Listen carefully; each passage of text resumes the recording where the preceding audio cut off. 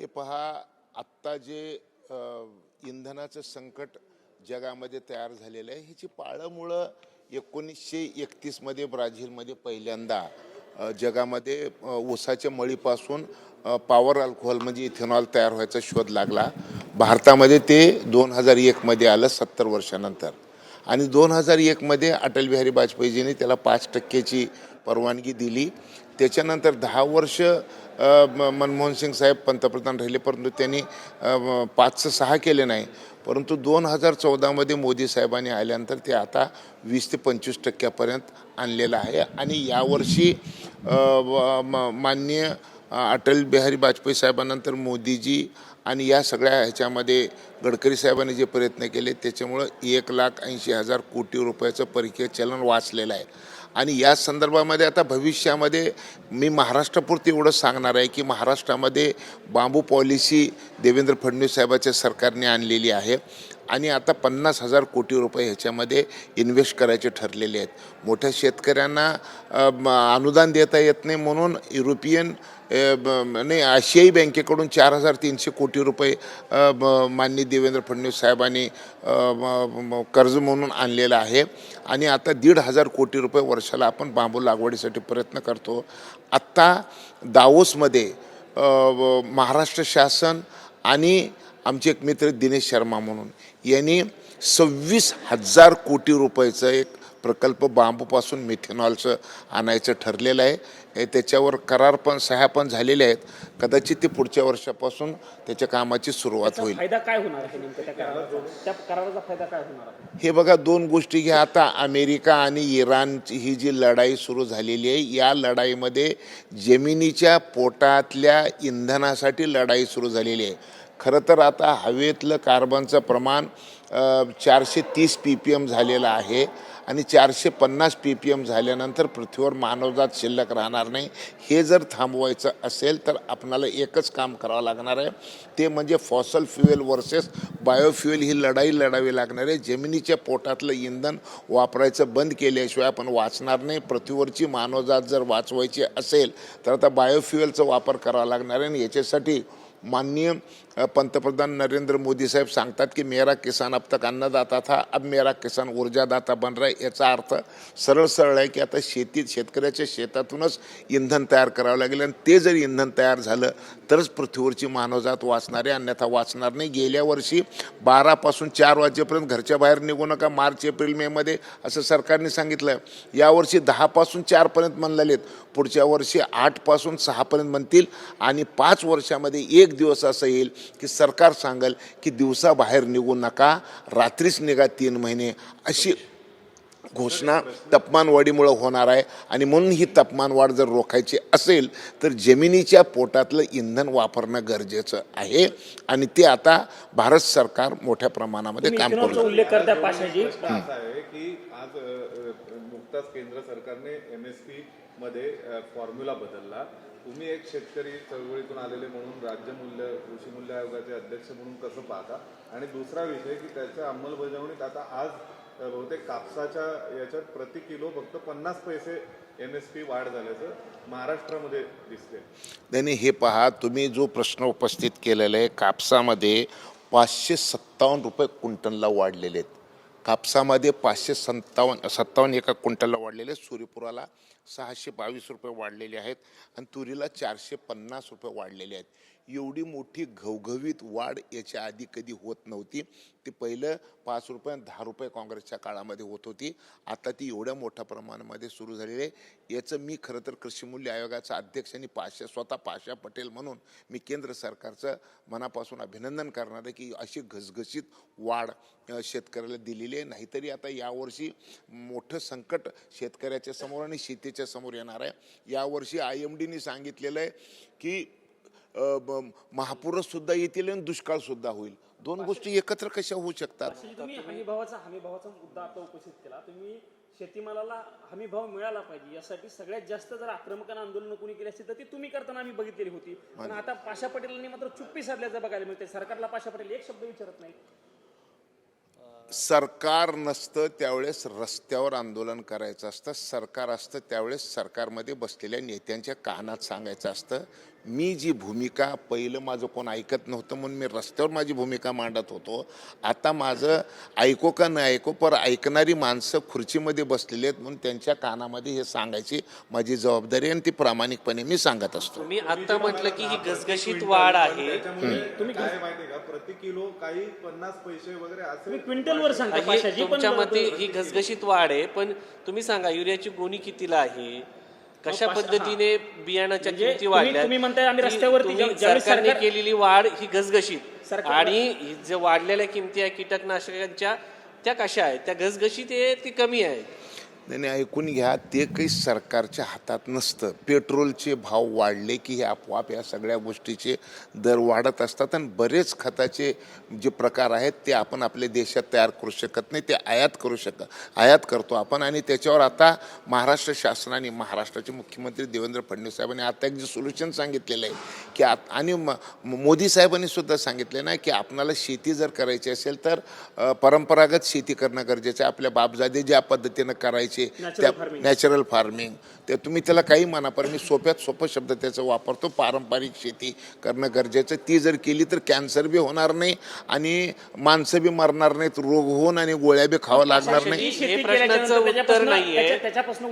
उत्पादन मिळत नाही. पाशाजी, हे प्रश्नाचं उत्तर नाहीये. घसघशीत वाढ जी तुम्ही शब्द वापरलाय तो एकीकडं आणि शेतकऱ्यांच्या उत्पादित खर्चाचा जो रक्कम आहे ती एकीकडं, उत्पन्नासाठी किती खर्च लागतोय? नाही एक गोष्ट लक्षात घ्या की मूल जन्मल्यानंतर लगेच फाड इंग्रजीमध्ये बोलत नसतो, तो हळूहळू चालायला शिकत 12 वर्ष असतो. झाले. ज्या काळामध्ये 1 रुपया वाढत होता त्याच पद्धतीमध्ये 500-600 वाढू लागलेलं आहे. हे काही कमी नाही, हे लक्षात घ्या पहिलं. आणि म्हणून मला असं वाटतं की आम्ही का समाधानी आहो, आम्ही समाधानी ह्याच्यासाठी आहो की 5 रुपये वाढण्यापेक्षा ते 500-600 रुपये क्विंटलला वाढू लागलेलं आहे. हे लहान गोष्ट नाही, मोठी गोष्ट आहे. नाही, पण पाचशेची दुसरा मुद्दा हा आहे की क्विंटलमध्ये तुम्ही सगळे सांगता की 500 क्विंटलला एवढे वाढले हे झाले, पण किलोमध्ये त्याचं कॅल्क्युलेशन केलं तर अगदी काही मोजकी रक्कम येते पाचशेची. एक गोष्ट तुम्हाला आता एकीकडे भाववाढ माहिती कशा पद्धतीने भाव वाढलेले आहेत. मग आता त्यांनी उल्लेख खतांचा केला, मजुरीचाही तोच प्रश्न आहे, इतर छोटे छोटे प्रश्न शेतकऱ्यांच्या पुढे आहेतच ना. मग तुम्ही 5 रुपये वाढवून देता, 7 रुपये खर्च करायला लावताय. नाही मी टनात बोललो नाही, तुम्ही तर क्विंटलमधून लगेच किलोवर आणलेलं आहे. क्विंटलमध्ये आणि टनामध्ये बोललं ना तर किलोवर कधी कोण बोलत नसतं. मी दिल्लीतून बोललो आहे तर मी किलोवर बोलू नये, मी क्विंटलवरच बोलावं लागते आणि सगळी गोष्टी क्विंटलवरच होतात म्हणून मी क्विंटलवर बोललेलो आहे. तुमच्या माहितीसाठी सांगतो मी की आत्ता ज्या पद्धतीचे भाव झाले, जे वाढ झालेली आहे ती समाधानकारक चालू आहे. आणि अशाच पद्धतीनं वर्षाला जर 500-600 जर वाढत गेले तर मागचं जे काही हे आहे बॅकलॉग आहे ते भरून निघेल एवढं नक्की. पाशाजी, एक मुद्दा आहे, साखरेचा मुद्दा जो आहे. आता एक मिनिट, आता फक्त इंधनाचा विषय निघला होता म्हणून तुम्ही बांबू लागवड आणि पारंपरिक जे तुम्ही आता सांगताय की इथेनॉल वगैरे ह्या सगळ्या गोष्टी केल्या पाहिजेत, हा तुमचा मुद्दा आहे. तुम्ही यापूर्वी सांगितलेलं आहे की बांबूपासून तेल बनवू शकतो, बांबूपासून खतं बनवू शकतो, अशा पद्धतीची भूमिका तुमची होती. आता इतके रेट वाढत आहेत तर मग तुमचा आता फॉर्म्युला कधी तुम्ही कामाला आणणार आहात त्याचा तो फॉर्म्युला? नाही मी काय सांगितलं की आत्ता माझ्या समोर इथं बसलेले गणेश वर्मा जे आहेत रायपूरहून आलेले, ते आता इथं दिल्लीमध्ये महाराष्ट्रामध्ये मला भेटायला आलेले आहेत. त्यांचं मला असं वाटतं की सगळ्यात मोठं म्हणजे देशामध्ये सगळ्यात मोठं जर कुठलं युनिट असेल बांबूपासून खतं बनवायचं आणि बांबूपासून पेस्टिसाईड बनवायचं. म्हणजे आत्ता पेस्टिसाईड हे परदेशी कंपन्यांना पिकावर औषध फवारणी करण्यासाठी जे मोठ्या मोठ्या कंपन्याचे जे पैसे आपण परदेशी चलन वापरतो ते वापरायची गरज नाही. आपण बांबूपासूनच पेस्टिसाईड बनवू शकतो आणि बांबूपासूनच फर्टिलायझर बनवू शकतो. देशाला स्वातंत्र्य मिळालं त्यावेळेस 3% कार्बन होता, आता 0.2 आणि 0.3 झालेलं आहे. आपण आता आपल्या मुलांना पिकाऊ जमीन न देता आपण फक्त सातबारे देणार आहे. ती जमीन आता उपजाऊ जर करायची असेल तर जमिनीतलं कार्बन वाढवावं लागणार आहे. जमिनीतलं कार्बन वाढवायसाठी साखरेचा मुद्दा, तेलाच्या मुद्द्यावर तुम्ही सांगा, तेल बनवलं जाणार होतं असं तुम्ही खाद्यतेल होतं ते असं खाद्यतेल नाही, तेल म्हणजे मी खनिज तेल म्हणलेलं आहे. आणि खनिज तेलाचा आता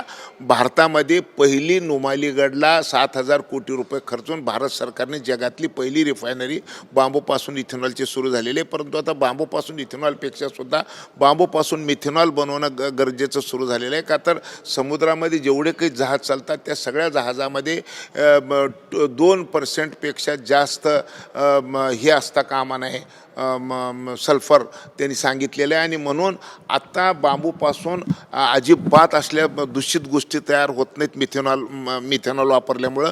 म्हणून आता जहाजाचं इंधन असो का पाण्यातल्या जहाजाचं इंधन असो का हवेतल्या जहाजाचं इंधन असो, दोन्ही इंधन आता बांबूपासून तयार होणार आहेत. आत्ता ज्या पद्धतीनं सरकार याचे निर्णय करू लागलेले आहेत, अशा पद्धतीनं जर बांबू लागवड शेतकऱ्याने जर करायला सुरुवात केली, महाराष्ट्रातल्या शेतकऱ्यांना तर 7 लाख रुपये आपण 1 हेक्टरला देतो. हे जर आता सगळ्या आता ज्या पडीत जमिनी आहेत आपल्या देशामध्ये, ज्या सगळ्या पडीत जमिनी आहेत, या पडीत जमिनीमध्ये जर आपण बांबूची लागवड केली तर 6 बिलियन बॅरल आपण आता तेल तयार करू शकतो.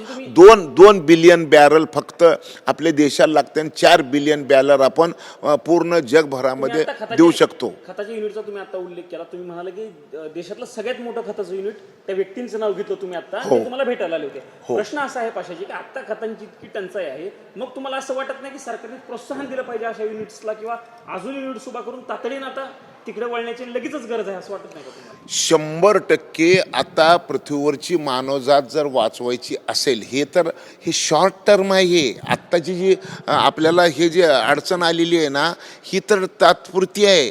ते होमूरचं बंदर चालू व्हावं का बंद व्हावं, इराणला तेल द्यावं का न द्यावं, ही लढाई थांबावं का न थांबे, एवढ्यापुरती मर्यादित आहे. परंतु मानव जात जर वाचवायची असेल तर हे तेलच वापरणं नको आहे.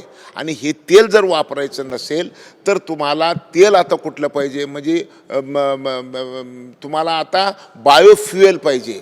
आणि बायोफ्युएल हे फक्त म्हणजे शेतीच्या सगळ्याच टाकाऊ गोष्टीपासून तयार केलं जातं. आता मी काल पंजाबहून आलो. पंजाबमध्ये आणि हरियाणामध्ये पहिले जे पराली जाळत होते, आता 2% सुद्धा पराळी लोक जाळत नाहीत. सगळेच्या सगळे ते गॅसवर आणि इथेनॉलवर शिफ्ट झालेले आहेत. तिथं आता 8-10 युनिट मोठे सुरू झालेले आहेत. त्याच्यामुळं आता सगळ्यामध्येच जागृती आलेली आहे. आणि सगळ्या देशभरातले शेतकरी आपल्या शेतातल्या टाकाऊ वस्तूपासून, वेस्टपासून बेस्ट मटेरियल बनवायचं काम आता सुरू झालेलं आहे. आणि मला असं खात्री आहे की जग वाचवायची आत्ता जर कोणची आवश्यकता असेल तर ती ही आहे. आणि ती शेतकरी आता जर शेतकऱ्याला जर समजायला सुरुवात झालं तर नक्कीच हे बघा, मध्यमवर्गीयाला शहरातल्या लोकांच्या ताटामध्ये साखर स्वस्त मिळावी म्हणून सरकारने साखरेची निर्यात बंदी केली. त्या बदल्यामध्ये शेतकऱ्यांना 2 पैसे जास्त मिळाले असते, कारखानदाराला मिळाले असते. तो जो तोटा होतो तो तुमचं सरकार कधी भरून देणार आहे? नाही, यावर्षी पुढच्या वर्षी प्रचंड मोठं दुष्काळ पडणार असल्यामुळे मान्य ना, आपल्या दुष्काळ पडू द्या, सगळं होऊ द्या. एखाद्या व्यापाऱ्याला जेव्हा नुकसान होतं तेव्हा सरकार त्याचे कर्ज राईट ऑफ करतं. शेतकऱ्यांना आंदोलन करावं लागतं. आता शेतकऱ्यांच्या खिशात 2 रुपये येणार होते. कांदा निर्यातीबद्दल तेच आहे. कांदा घेऊन शेतकरी मंत्रालयासमोर येतोय. हे काय चाललेलं आहे? त्याने तुम्ही कांद्याचा विषय जो केला ना, मी त्या कांद्यासाठीच नाही ऐकून घ्या ना, मी कांद्यासाठीच दिल्लीत आलो होतो. आझादपूर मंडीमध्ये कांद्याचा अभ्यास करायसाठी मी आलो होतो. तर गंमत अशी झालेली आहे की देशामध्ये पहिलं सगळ्यात जास्त कांदा आणि चांगला कांदा महाराष्ट्रातून यायचा. परंतु आता ह्या कांद्याचं उत्पादन राजस्थानमध्ये सुरू झाले, गुजरातमध्ये, मध्य प्रदेशमध्ये आणि बंगालमध्ये सुद्धा. आणि ज्या भागामध्ये आपण विचारसुद्धा करू शकत नाही अशा भागामध्ये कांद्याची लागवड सुरू झालेली आहे. आणि सगळा कांदा मोठ्या शहरामध्ये यायला सुरुवात झालेली आहे. म्हणून कांद्याचे भाव पडलेले आहेत. बांगलादेश आणि श्रीलंके आपलं कांदा घेत होते आणि म्हणून आपण निर्यात करत होतो. परंतु मागच्या सरकारच्या चुकीच्या धोरणामुळं निर्यात आयात धोरण व्यवस्थित न चालवल्यामुळं बांगलादेशने आणि श्रीलंकेने भारतातलं बियाणं नेऊन स्वतः कांदा लागवड करून स्वयंपूर्ण ते झालेले आहेत. आणि मग आता निर्यात बंदी का झालेली आहे? का तर त्यांना गरजच नाही म्हणून आपण त्यांना निर्यात करू शकत नाही, नंबर 1.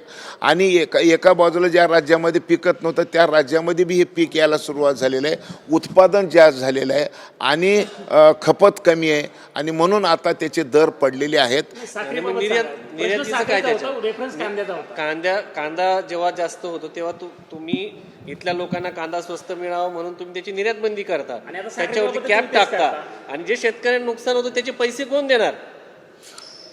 नाही, हे बरोबर आहे तुमचं म्हणणं की शेतकऱ्याचं नुकसान झाल्यानंतर ते भरून दिलं पाहिजे, ह्याच्याबद्दल अजिबात दुमत नाही. मी आपल्या मताशी सहमत आहे आणि ज्या ज्या पिकामध्ये अशा नैसर्गिक संकटामुळं जर समजा कधी असे निर्णय घ्यावे लागत असतील आणि त्याचं नुकसान जर शेतकऱ्याला होणार असेल तर शेतकऱ्याला 2 पैसे त्याची नुकसान भरपाई मिळाली पाहिजे, या मताचं मी आहे. आणि अशा पद्धतीची मागणी मी सरकारकडे करेन, ह्याच्याबद्दल अजिबात तुम्ही दुमत असेच कारण आहे. मी तुम्हाला 100% खात्री देतो अशी मागणी मी आमच्या नेत्याकडे अवश्य करेन.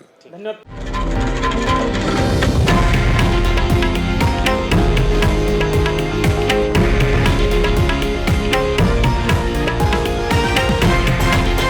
हे आहे देशातील नंबर 1 न्यूज नेटवर्क आणि आपण पाहत आहात TV9 मराठी, एकमेव.